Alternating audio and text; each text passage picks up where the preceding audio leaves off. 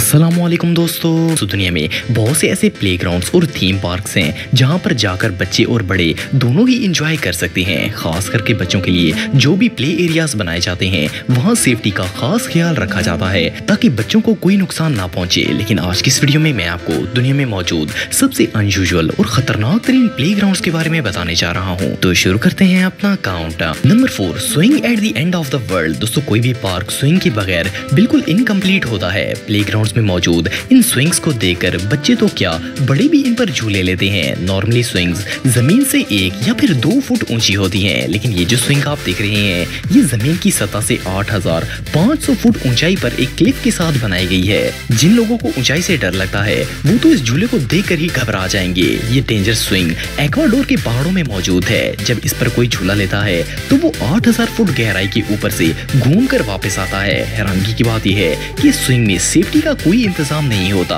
यहाँ दरख्त के साथ सिर्फ 2 रस्सियों को बांधकर ये स्विंग बनाई गई है और अगर किसी वजह से झूला लेने वाला स्लिप हो जाए तो वो सीधा खाई में गिर जाएगा। इतनी खतरनाक होने के बावजूद हर रोज सैकड़ों लोग यहाँ घूमने के लिए आते हैं और इस स्विंग पर झूले लेते हैं। आप सबका तो पता नहीं है, लेकिन मैं तो इस झूले पर कभी नहीं बैठना चाहूंगा।